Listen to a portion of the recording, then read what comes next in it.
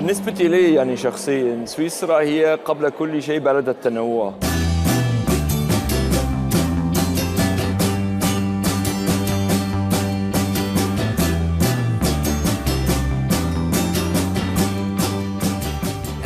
الأمور تختلف، العادات تختلف من مكان إلى مكان. يعني الواحد ممكن يمشي 30 كيلو بيلاقي يعني اللاندسكيب يختلف وبيشوف الناس يختلفون واللغة تختلف وعاداتهم مختلفة هلم جرا. ربما لا يوجد أي بلد في العالم بهذه كثافة التنوع. والعنصر الثاني الذي أريد أن أذكره هو يعني النظام السياسي وأيضاً العقلية السويسرية كله بوتم أب، يعني من تحت لفوق.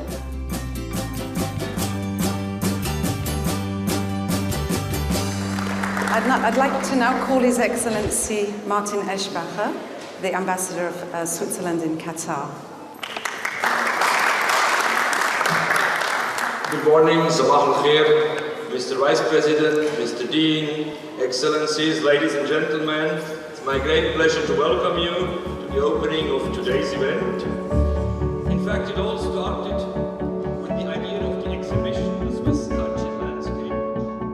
العلاقات بين سويسرا وقطر علاقات جيدة جدا ونفتخر بها، وهنالك بين البلدين كثير من الشبه. يعني طبعا البلدان تختلفان من كثير من النواحي، ولكن ايضا هنالك يعني قواسم مشتركه كثير. يعني كلانا بلد نسبيا صغير من حيث المسافه وعدد السكان، لكن كلانا ذا شأن اقتصادي في العالم وذا شأن سياسي في العالم ايضا.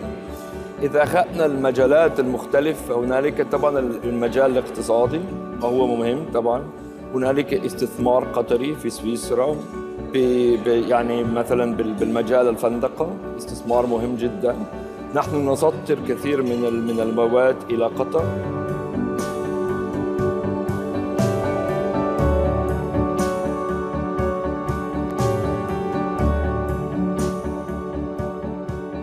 نحن اليوم في جامعة قطر، هنالك احتفال ليوم كامل بين السفارة السويسرية وبين القسم الهندسة المعمارية. فتطورت الفكرة، ظننا مجرد معرض لا يكفي، فاستدعونا بعض الخبراء. فهنالك الآن يعني المحاضرات ونقاشات ورشة عمل زائد هذا المعرض. والموضوع أيضاً تطور الموضوع من اللاندسكيبنج إلى ما يسمى الجرين روفز، أي الأسطح الخضراء. وأظن أنه هذا المجال الذي هو متطور جداً في سويسرا قد يهم أيضاً قطر في المستقبل ولو بطريقة تختلف تماماً.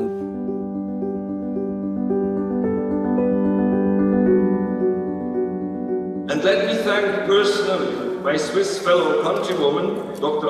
Grishting, who was in a certain manner the engine and the brain of our project and the personalized link between Switzerland and Qatar.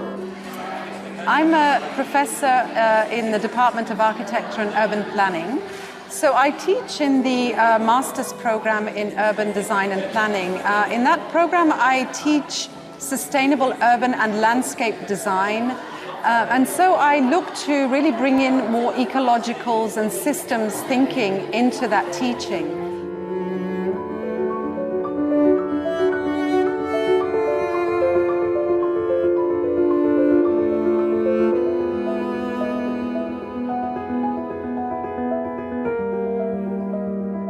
Landscape is not just a decoration and an afterthought.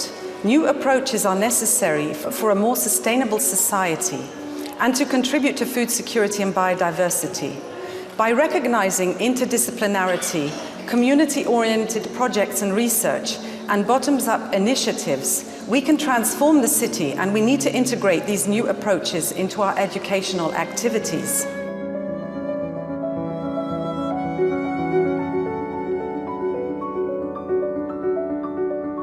So I invite you to follow us up to the roof. There's an elevator and stairs, so it depends how energetic you're feeling.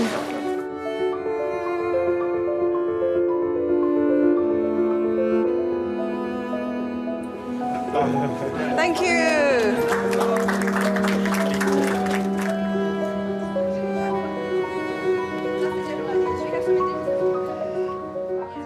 also want to keep the community involved. We want to integrate the workers who started to plant the roof. When they saw us planting the boulevard, a few months later we went up there and they had started planting vegetables and tomatoes, which hadn't been there before. So they were inspired by this. And so we don't want to do a project which is gentrification, where we're going to, make it a nice permaculture garden for us and that the workers don't have access anymore. We can really try to find a social space as well. So how the permaculture garden can also become a social space to integrate the different communities in the campus.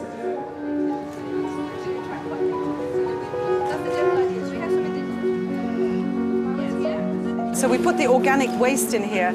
And the thing is, it's difficult to compost in a very hot climate because my mother, for example, she'd always put her compost in the corner of the garden. But here it's very hot, very smelly. So now they have these drums, so they keep it closed. And also it's faster because if you turn the compost, it disintegrates much faster. I think it's a great opportunity to work in Qatar. There is a lot to be done and a lot to create, and a lot of creative people here. So I really see all the benefits and the good sides of it. I think this is a really great place where you get a really different perspective on the region, on life, and also a different perspective on your own country. So I think that's really very beneficial and inspiring. It opens your mind, it opens your possibilities, it makes you more tolerant or maybe more understanding. I think it even makes you more creative. So I think it's very, very beneficial. And even if there are sometimes challenges, I think that the challenges in your life are also what make you grow and what make you stronger.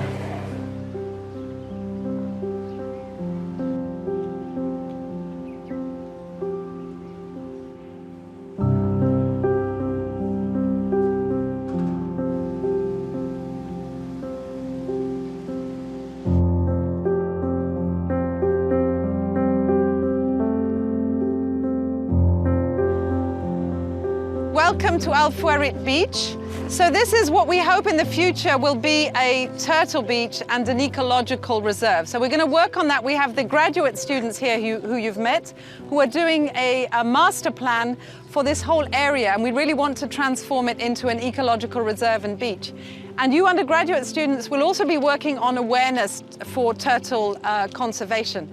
Now, before we start, I want to introduce you to Dr. Jeff. Some of you know him already, Dr. Jeff Obad. He is, please come over, he's the director. Son of Dr. Jeff. Son of Dr. Jeff, a future also environmental conservationist. And so he's the director of the Environmental Science Center at Qatar University. So they're doing very important work for the environment, and we will actually have a lecture with them in the Science Center about turtles. So he will also be explaining to us the work and the turtles. And also I'd like to introduce you to Mr. Dilip. So he's from the Ministry of the Environment and he knows everything about the wildlife of Qatar.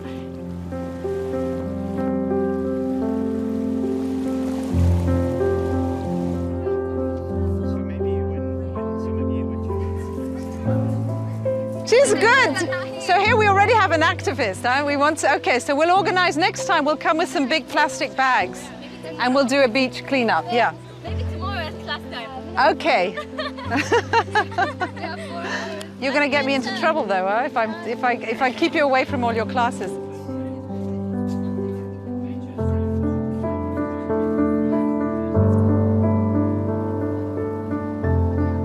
What we have here is a really quite interesting ecosystem. It's more than just the sandy beach that we see over here with the residents and tourists to Qatar enjoying themselves on the beach. If we look over to my right, you see an example of a rocky foreshore. Very different ecology from the sandy beach. And if we look further over yonder on my left, some of you have probably already spotted what we call a mangrove system. So here we have a diverse natural environment, and with that natural environment comes a lot of biodiversity as well. So here we have examples of very specialized vegetation that's evolved over many thousands of years and adapted to being on the foreshore environment. So imagine if you're one of those little plants, you have to adapt to survive, right? And they have special features which have allowed them to survive here. They have to be very tolerant to the high level of salt in the air. It's a very salty environment. Of course, it's also very hot. It's also very dry. So they've evolved over many thousands of years to survive in this environment. It's very sensitive. And if vehicles run over them, they're going to be destroyed. So once we destroy the plants, we start to affect the ground beneath as well. So those plants have roots, and they're holding the sand together and allowing the formation and stabilization of the sand dunes over time. So if we remove that vegetation, the sand starts blowing, and before you know it, you've really impacted the environment.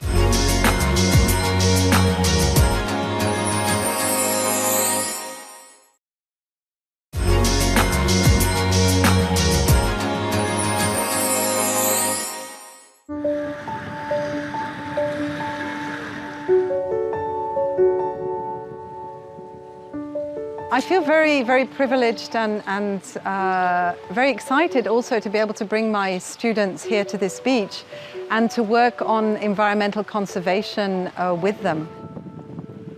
I think it's really important to connect to nature, and I've noticed since I've been teaching here that often I take the students to places that they haven't ever been to in Qatar. So I think one thing as architects, we're building and we're adding to the environment, but I think another important thing is conserving what's already there and also helping nature. I think that design, even a building, any kind of architecture, any kind of structure can also help nature and can also add to the environment. So I think that's really important.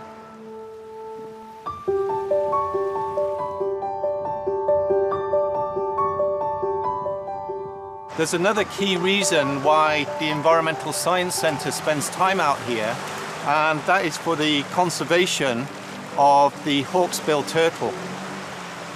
Now, who has seen a live turtle in Qatar? Have you seen one in the water or on the beach? Okay, sometimes you see them at the zoo as well. Now, turtles are absolutely incredible marine creatures. They've been around for hundreds of millions of years before the dinosaurs were around, and they're incredible survivors. Okay. Now, they're here in the waters of Qatar. We have several species. One of the dominant ones is the hawksbill turtle, and unfortunately, it's what we call an endangered species.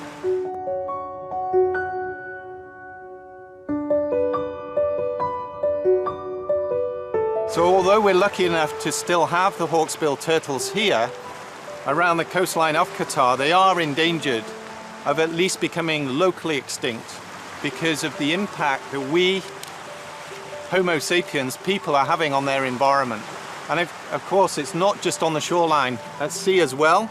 They may be caught in fishing nets, and quite sadly, they may be consuming items like this in the ocean. Now, one of the main food sources for turtles is jellyfish. Now, if I throw this bag in the water, which I'm not going to do, you may imagine it floating like an umbrella. And if I hold it like this, it looks rather like a jellyfish, yeah? Now, poor turtle comes along, doesn't really recognize the difference between this bag and a jellyfish, and will start to eat it and actually consume it and take it down into its digestive system, into its stomach. Now imagine if you had a few of these in your stomach. You wouldn't feel very well, right?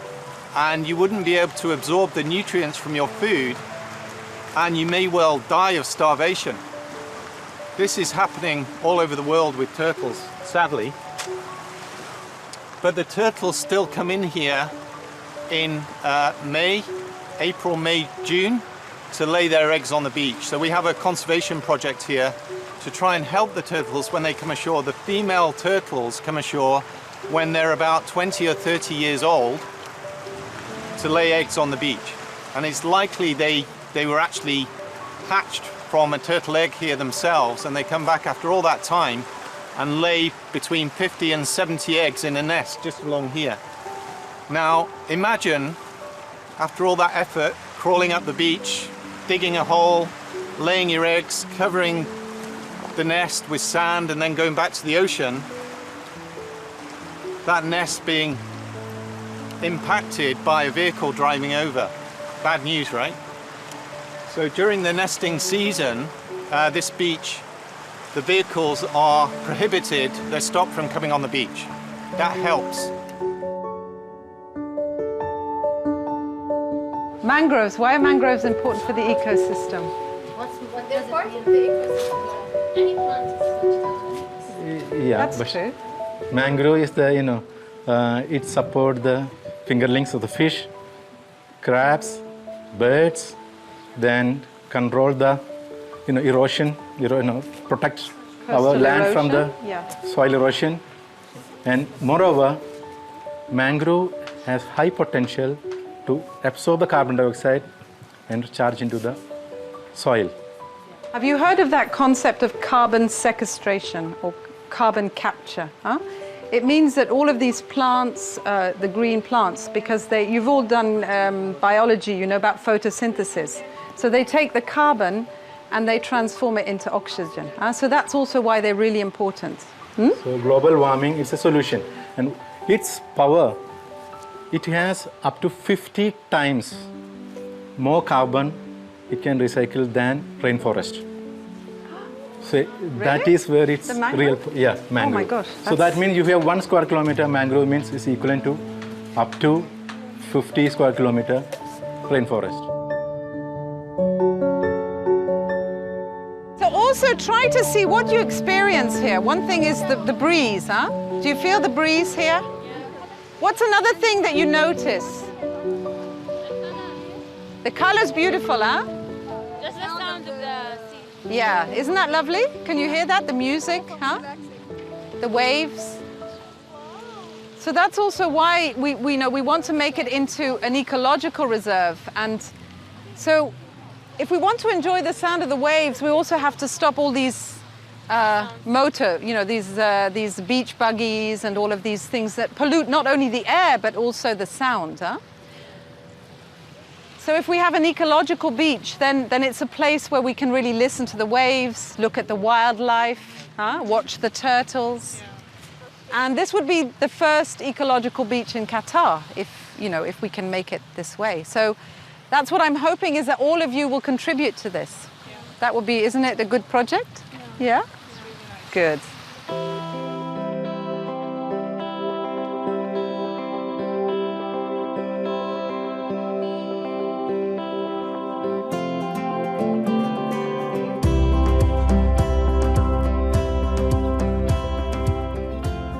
Okay, ladies, so welcome to Al-Burqa. I hope I said it right. And I just want to say a big thank you to Moza Al-Mohanadi. She's our master's student, and she's very, very kindly invited us here today to have lunch. So we're in this, what they call, I guess, a farm. Is it their farm? And so we can have lunch now. I know you're all really, really hungry, huh?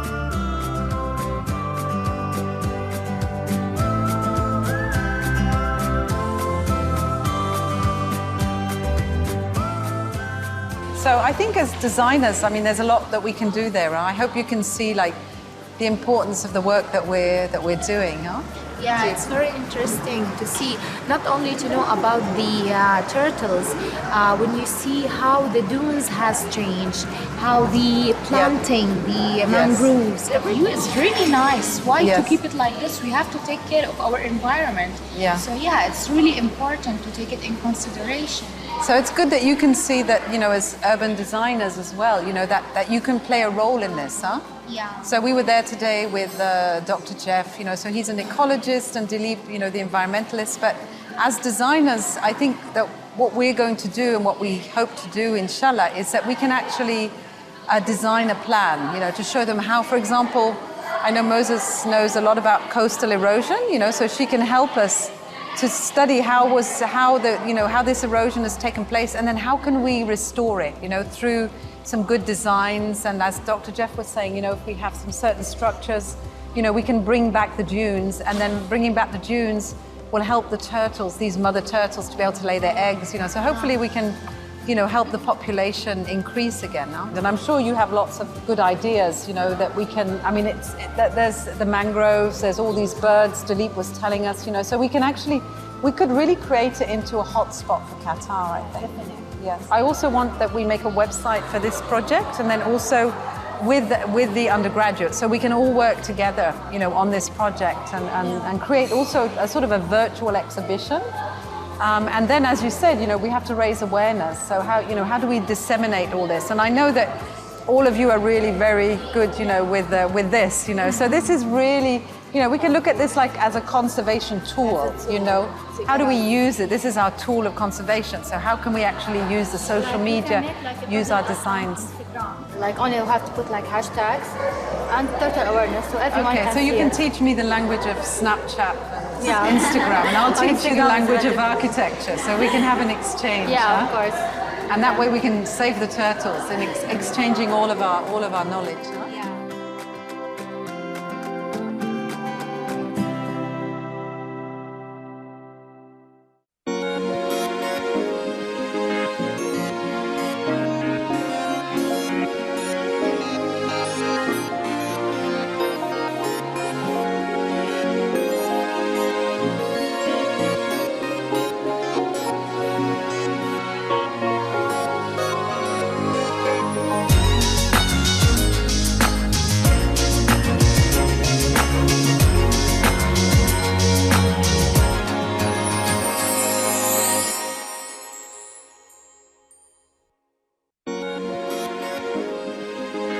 You can imagine I love my country and I consider this the most beautiful country in the world. But I'm not saying this only because I'm French and because I'm the French ambassador.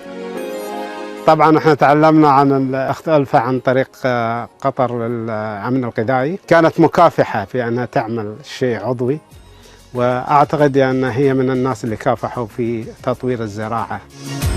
For Nasser it's not a business, it's full-time job.